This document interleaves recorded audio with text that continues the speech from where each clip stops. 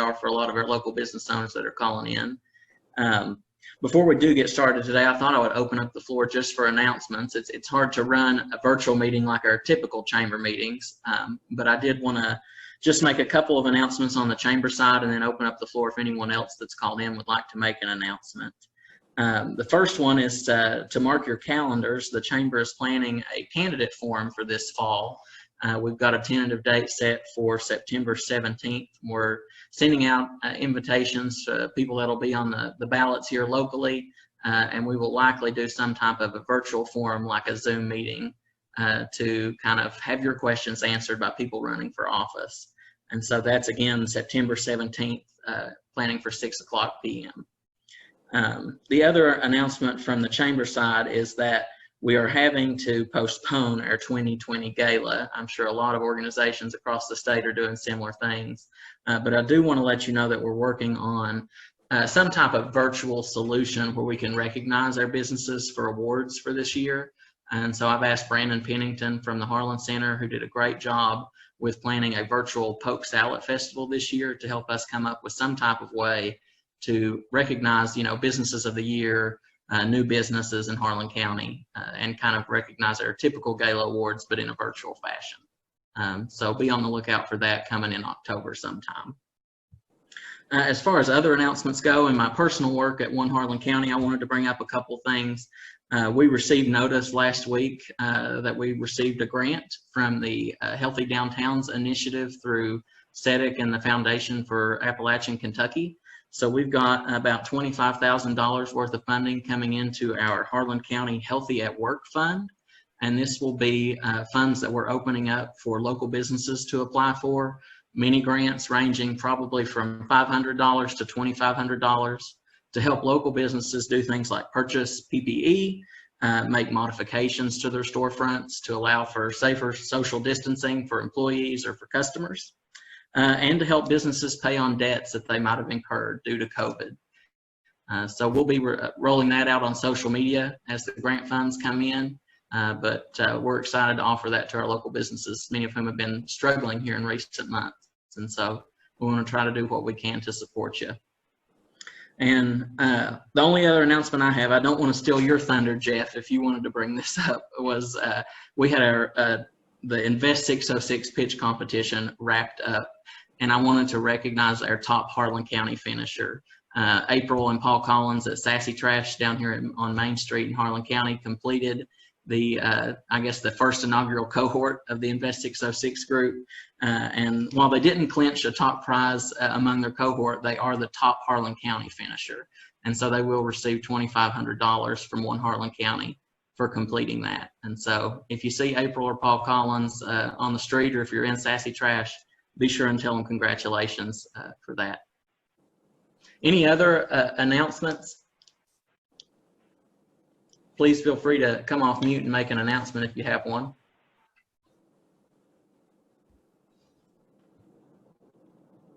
Hey, Colby, I'm sorry, this is an announcement. I was just wondering if you could grant me permission to record this. Oh, sure. Appreciate that. We are recording it as well, and I think I've given you permission to do that too. Thank you, sir. I appreciate it. We do record these meetings and send them out in our chamber newsletter for folks that have a tough time making a meeting in the middle of the day. So. Gotcha. I appreciate you. Mm-hmm. Yeah, pretty well. It's not doing anything yet. All right. If no other announcements or questions, we'll get started with our speaker for the day. So I'm just going to read a brief bio for our speaker. A lot of you probably recognize and know him, but this is one that was pulled from the Secretary of State's website. So it says, Michael G. Adams, a native of Paducah, is currently serving as Kentucky's 77th Secretary of State. Michael attended public schools and was the first in his family to get a bachelor's degree. After graduating from the University of Louisville in its third class of McConnell Scholars, Michael attended Harvard Law School on low-income aid. Returning to Kentucky, Michael clerked for the Chief U.S. District Judge John Habron for Senator McConnell's 2002 re-election campaign and as Deputy General Counsel to Governor Ernie Fletcher before moving to Washington to serve as counsel to the U.S. Deputy Attorney General in the second Bush administration. In 2007, Michael began full-time private practice in election law, first as General Counsel to the Republican Governors Association, and later opening a national practice in the field. He has represented several national political committees, members of Congress, and statewide campaign efforts in all 50 states. Because of this unique election experience, Governor Bevin appointed Michael to the Kentucky State Board of Elections. Michael is happily married to Christina and is the proud father of Lucia. I hope I pronounced that correctly. Yeah, got it. Secretary Adams, we appreciate your time and for joining us today. The floor is yours. Please feel free to share with us what's going on in your world. Well, thank you all so much. Colby, thanks for that warm introduction of reading what I wrote on my website. It's great to be back in Harlan, albeit virtually. I worked Harlan really hard when I ran for office. I think my first stop in Harlan was in October of 2018 for our 2019 election. I worked Harlan really hard, and as memory serves, I got 73% of the vote there. And I'm really proud of that. I want to give you just a quick update on our elections, what I think went well for June, and also what I think we're going to have for November. I know that's on everyone's mind right now. So I'm really proud that in June we had a successful election. A year ago, the Kentucky Secretary of State's office was only known for one thing. It was scandal after scandal after scandal. It was a national embarrassment. Today, we're known for something else. We're known for being #1 in elections.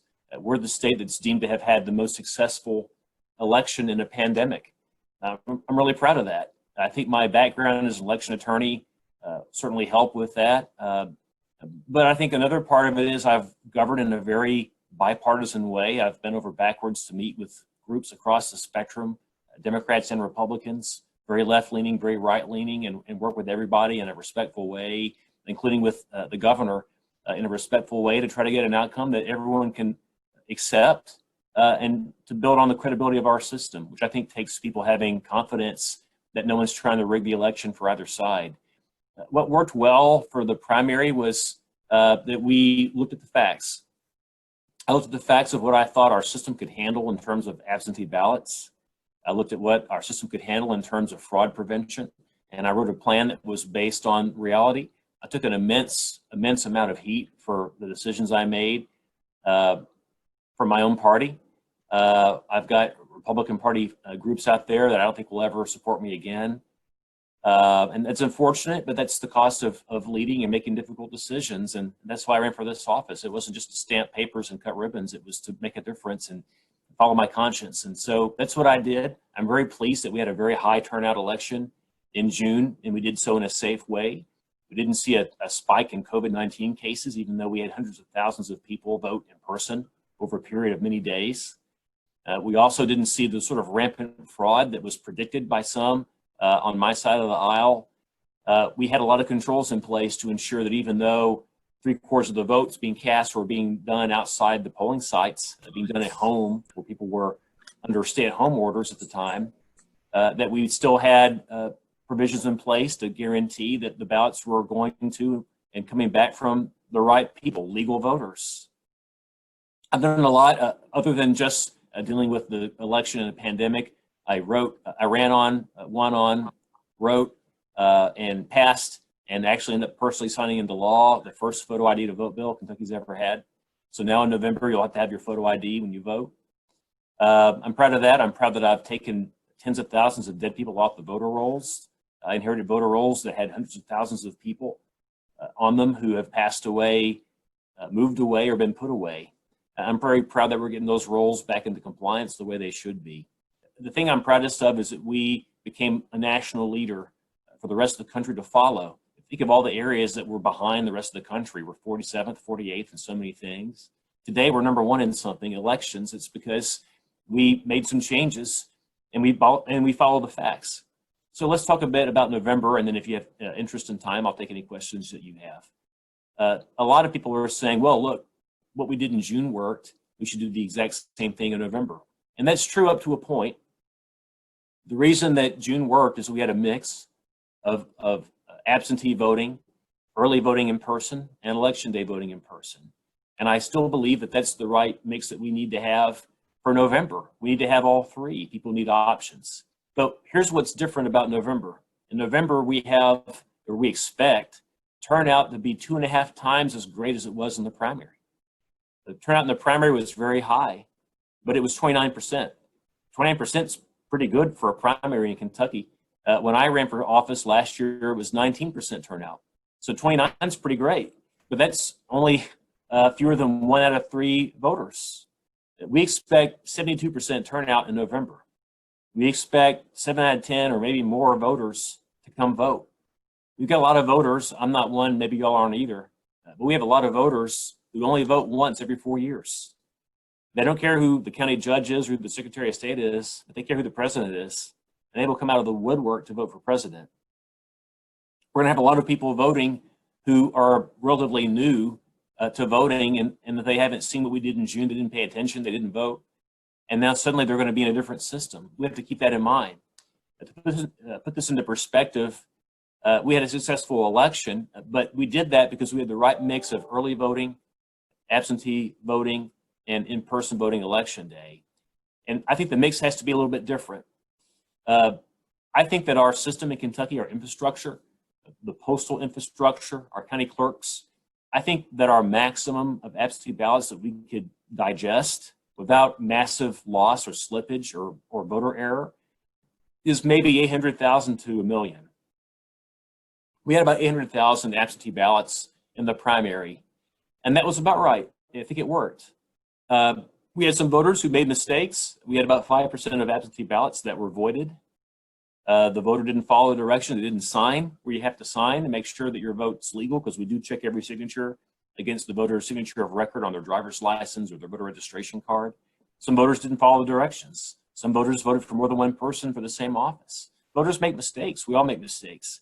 But when you vote in person and you make a mistake, you can get a new ballot. When you vote by mail, that gets a lot harder. So a lot of people want us to all vote by mail, and they've wanted this before there was ever a pandemic. But that's just not realistic. You disenfranchise a lot of people if you have that kind of a model. To be clear, I want to have voting absentee as an option for people who are at risk. If you're of an age or you have a health condition that makes you feel that you're vulnerable to the virus, then I think you ought to be able to vote absentee. And I'm willing to use my emergency powers to make that possible. And by the way, the emergency powers exist because I wrote them into law.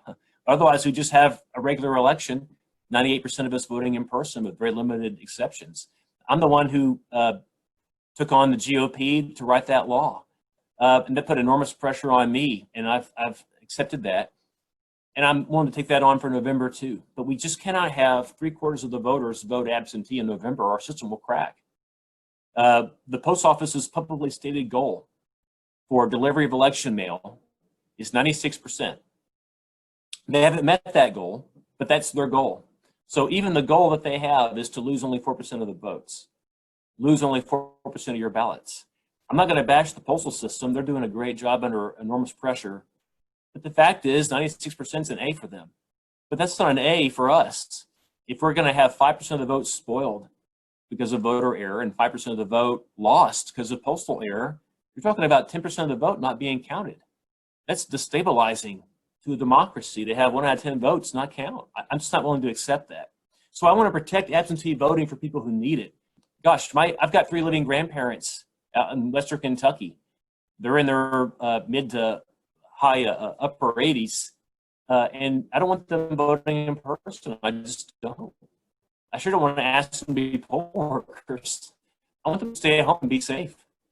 My parents are 65. I want them to stay home and be safe. I want to protect the elderly and the vulnerable, but I just don't want a system where everyone votes absentee this time.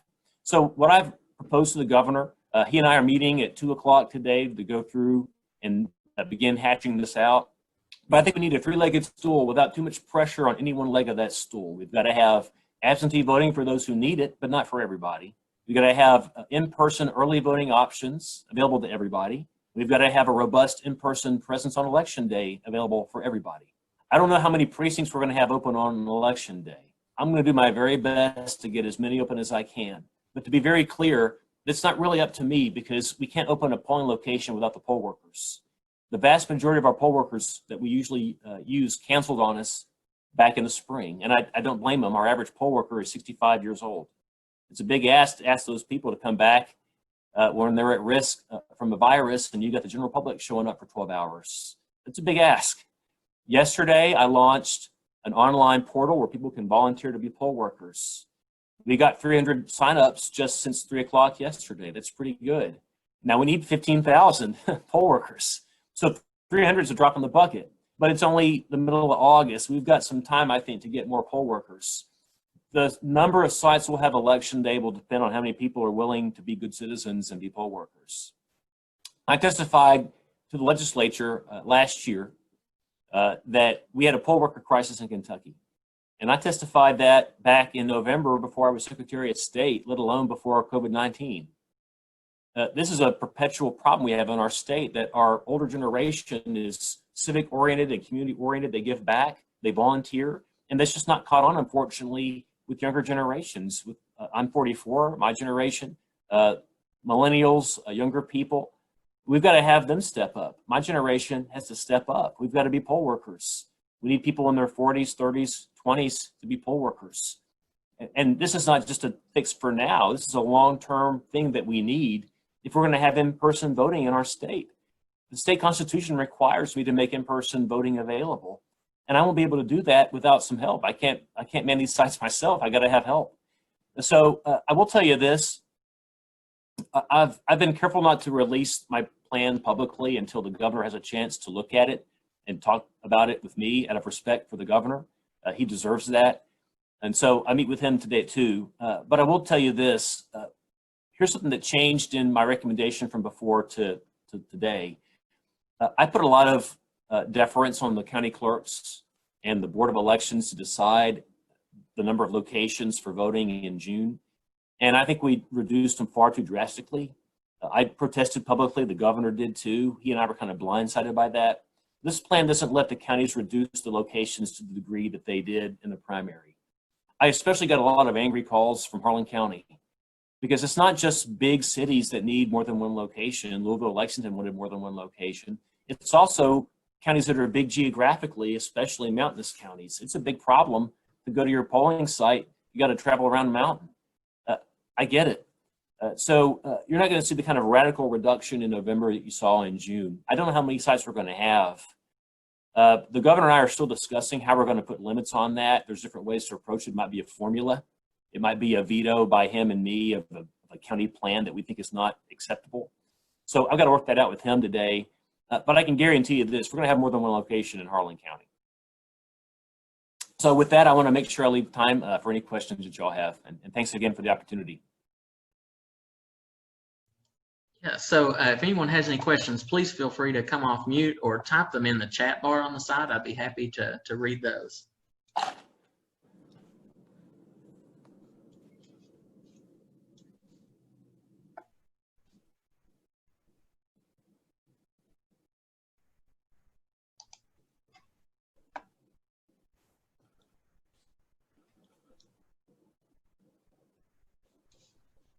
Any feedback, any concerns anyone has? I have one that I know you're probably thinking about.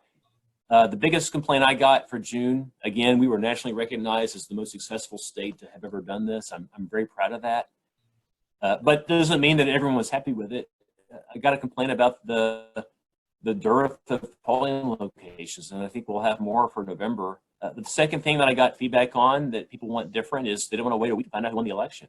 Every state that's voted since the pandemic hit in March, has done exactly what we did, which is we let people vote, and then it takes us a week to count them all because most of the votes get mailed in and it takes time to process them. My plan that I gave the governor is, because it's less weighted on people mailing in votes and more weighted on people voting in person, I think it'll lead to us counting the votes much, much more quickly.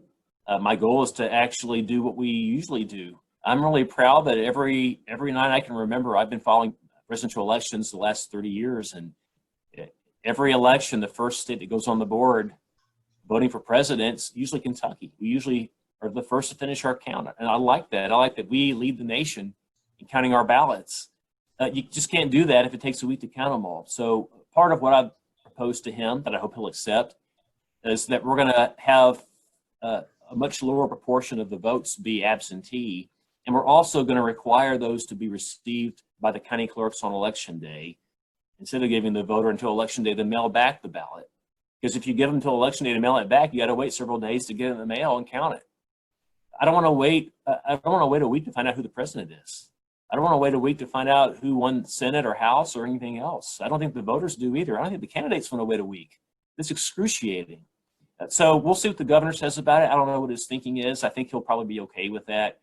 But I think Kentuckians really want to have results as soon as possible.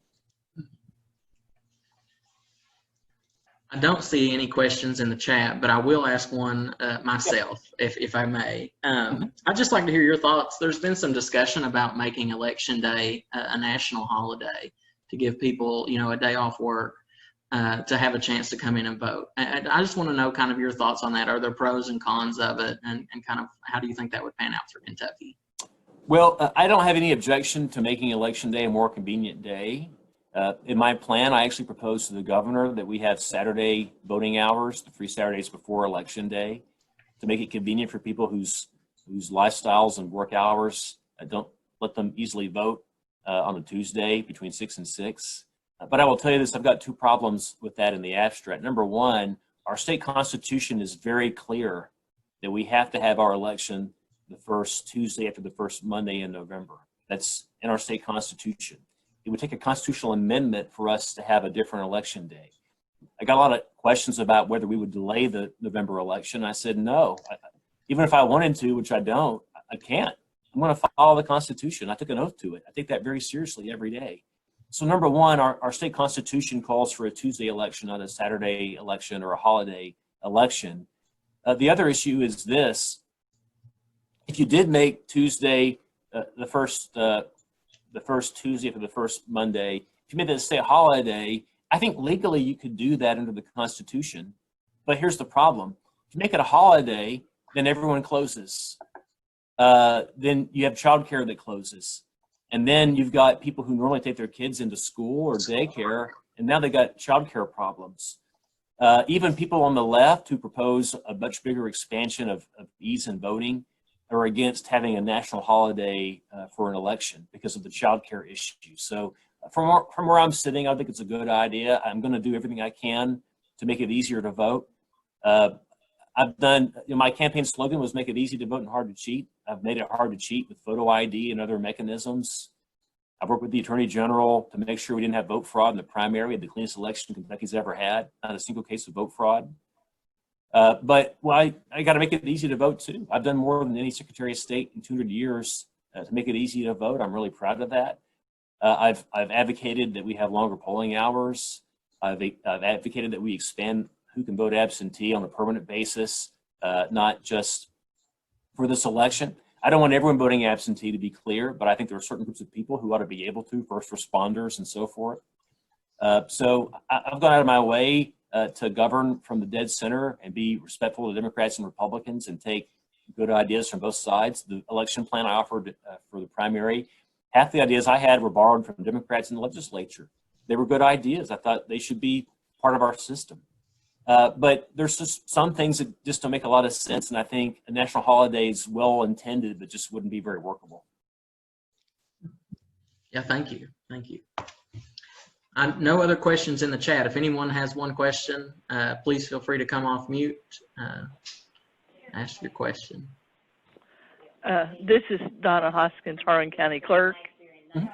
I've had 50 years experience in this office. As to getting election officers, that is a very big problem. We've approached our youth, and on election morning they back out. They are very disinterested in taking part in it. And we, as you know, and the statewide, the majority are the older persons involved, and they're faithful to their work. Then, if we get election officers, what happened recently in June, we had one that was drawing unemployment. Well, when she got paid for election day, they cut her unemployment. So there again is a group that we're encountering. How do you suggest that we really show the people of any age how important it is to be an election officer?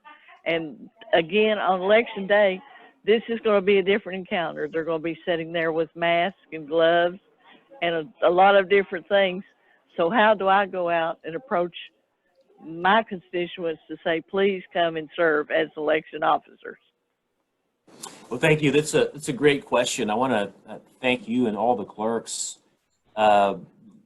We had a very competent, well-run election under very difficult circumstances. Our clerks had to pivot on a dime and take what's normally a 2% voting absentee to 75% voting absentee, while they're still doing all the other stuff they had to do, open up early voting for the first time on an expanded basis, plus all the other things county clerks have to do, taxes and other stuff.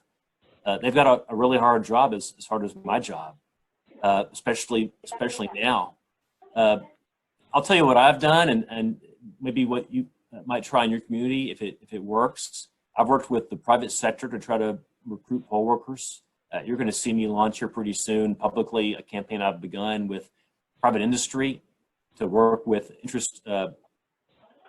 associations of industry to get them to press employees of their member companies to be poll workers. You're going to see actually, this maybe wouldn't work in Harlan, but breweries in Kentucky are going to be launching new labels on their bottles of beer that have information about how to be a poll worker. We launched a portal yesterday for people to volunteer online with my office to be a poll worker. Those will all be sent to the county clerks. We've had 300 volunteers so far. That's great. It takes 15,000 poll workers to have an election, so 300 is just a drop in the bucket, but we're getting started early. I've tried to press the two major parties very hard. As a matter of law, let's be fair to our clerks and me. It's actually the job of the county Democratic and Republican parties to fund the poll workers. That's right out of the statute. It's their job. I had a lot of Democratic and Republican parties attacking me for not having more locations. Well, we didn't have the poll workers. It's the job of the parties to go get the poll workers. If they do their job, everything else will be just fine. I get that it's hard right now, but we've got to find younger people. I testified we had a poll worker crisis last year, and that's, of course, attenuated or exacerbated now. So what I found is actually pushing the two parties to play their part has been helpful, because you've got the Republicans who strongly dislike mailing in ballots and strongly like voting in person. I've said, if you want in-person voting, it's in your hands, not mine. Y'all go get the poll workers. We've got the Democratic Party, which is a little more friendly to voting by mail, but you've got certain constituencies in the Democratic Party that don't trust the mail system. Disproportionately, African Americans prefer to vote in person. We saw that on Election Day in Kentucky. That's part of why Charles Booker did so well on Election Day versus not doing as well in the early and absentee voting.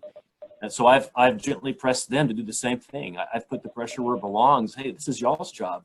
We need you all to step up.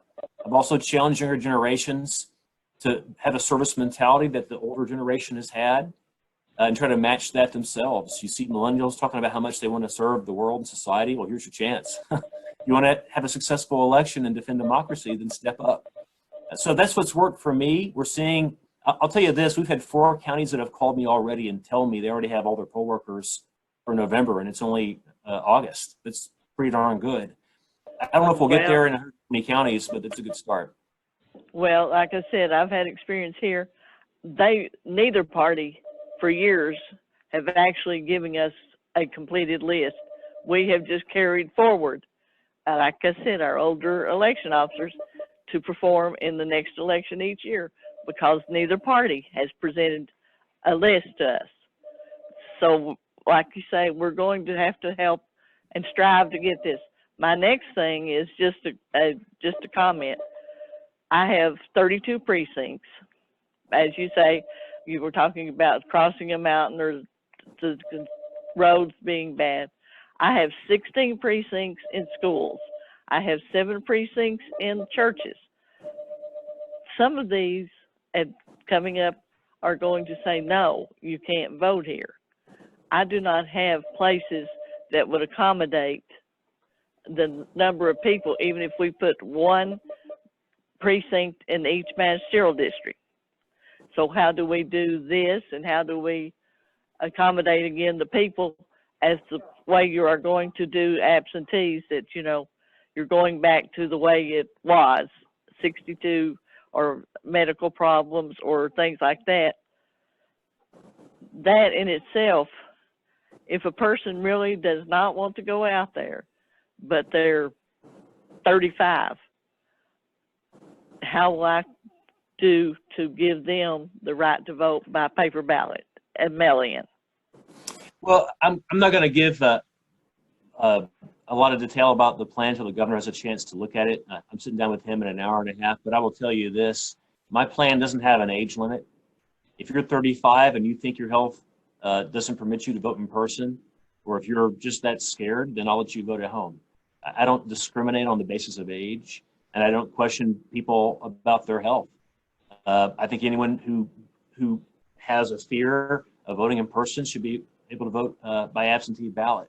But I'm encouraging people who don't have that fear because of their own age and their own health that they should vote in person if they can. Otherwise, we'll overstress the system. Back to your first point, I agree. It's a really good point. It's not just the number of workers we have, it's the number of locations we have. Schools, churches, actually even nursing homes are polling locations under Kentucky law. They've got to be willing to be polling locations. I don't want to ask a nursing home to be a polling location. Not right now. Schools and churches. We just saw the governor delay the opening of schools. I'm hopeful that we'll have in-person instruction as soon as possible. I say that as a parent. I'd like to see the schools open again. I'm hopeful that by November they'll open, but at the very least for Election Day, most of our schools across the state close on Election Day anyway. So there's no risk to children if they're not going to be there on Election Day. So I do hope the schools will come through for us. But that's a great point. It's not just up to the poll workers, it's also up to the locations.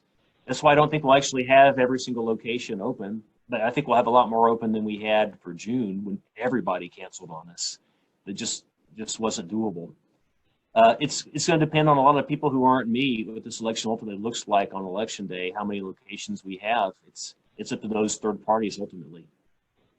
Well, and that again, we have to advertise and do that. When should we have a set in stone saying this is going to be a precinct for somebody to commit to me as clerk that allow me to vote at their place? Well, in the proposal I gave the governor, I've got a deadline of the end of September for all the clerks to provide their recommendations to us for us to assess. And again, I think the clerks know a lot more than I do about how to run an election in their county. I do want to have as many locations as we can. It's not fair to the clerks that they only had one location if they don't have locations available or workers available. But I am hopeful that we'll have more. I want to have this laid out as soon as possible.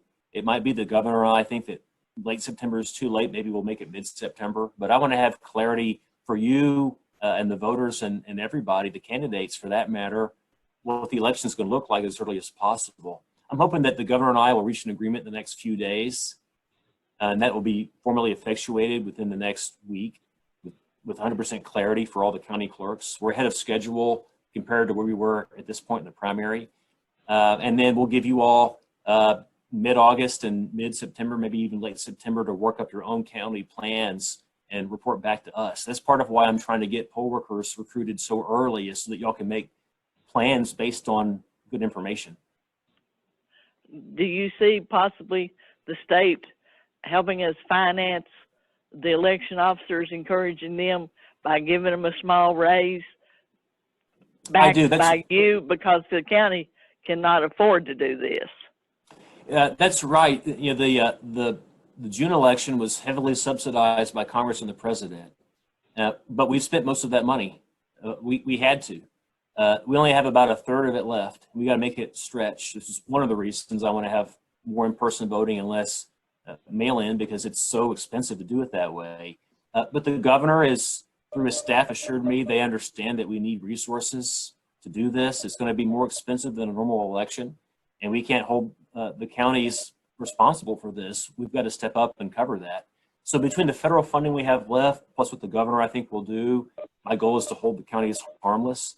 Already, one of the things I complained about in my campaign is our state underfunds the elections. Our state doesn't adequately fund our election officials.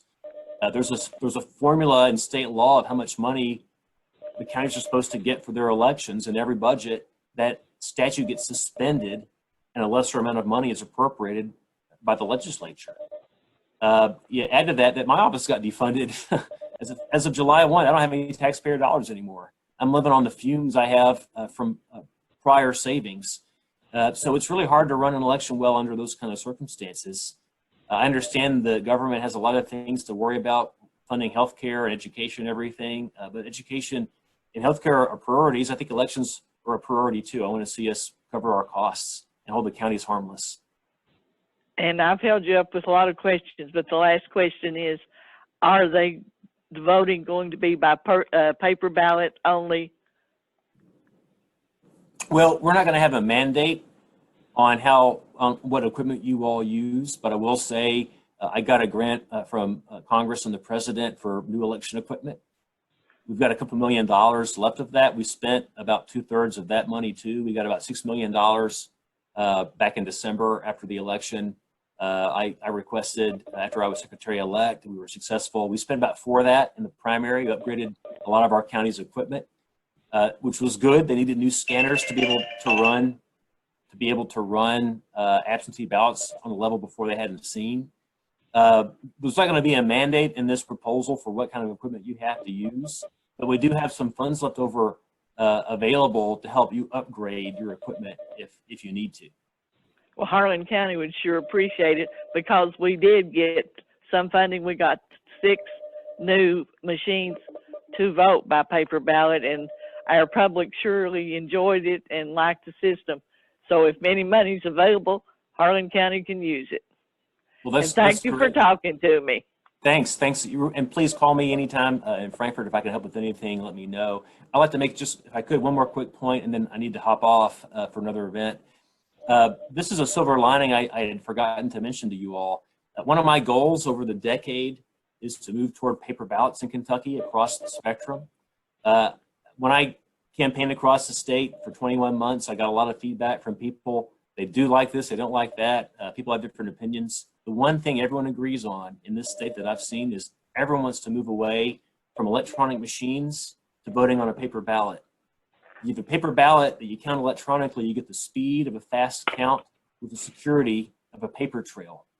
And whether you're on the left and you think Russia stole the election for Donald Trump, I don't believe that, but some people do. And they want to have paper ballots so they don't have concerns about Russia hacking our machines. On the right, you've got a lot of Bevin supporters who thought that the election was stolen from him because there was hacking of the machines. I don't believe that either, but some people do. They want paper ballots also. Even if you don't believe in all the hacking conspiracies, and you just want the ability to have a recount with accurate information about what the votes actually were, you should want paper ballots. We had an election in Owensboro last time where there was a race for state rep decided by a tie vote. And we couldn't do a recount because you can't recount the machine. It's just the count's the count. You can't actually compare the machine to the physical ballots because there's no physical ballots. So I want to move away from that. And one of the silver linings of expanding absentee voting this year is you had more voting by paper and you needed more machines that can do that. And so we spent federal funds to get those. And so the happy coincidence is now we've got many more of our counties on paper than we had before. We've moved ahead at light speed to move toward a paper-based ballot. Everyone, Democrats, Republicans, everybody likes. I think it's good news for everybody, and I'm really proud of that. With that, I'm sorry, I need to hop off for another Zoom, but I want to thank you all so much for your graciousness in having me here, and I'm happy to come back in the future once we have more clarity and finality on the election plan and give you all the details. Yeah, well, we certainly appreciate your time today, Secretary Adams. Thank you again for joining us. Thank you. Thanks so much. See you all soon. Thank you. And I guess that will wrap us up as well for today, folks. Thank you for joining us. If you missed any part of it, we have recorded this meeting if you'd like to watch the beginning of it if you joined late, and that'll be coming out through our chamber emails that you get from Constant Contact. So look forward to seeing you guys next month. We'll likely do a similar format with a virtual meeting. So thanks again, everybody. Have a great day.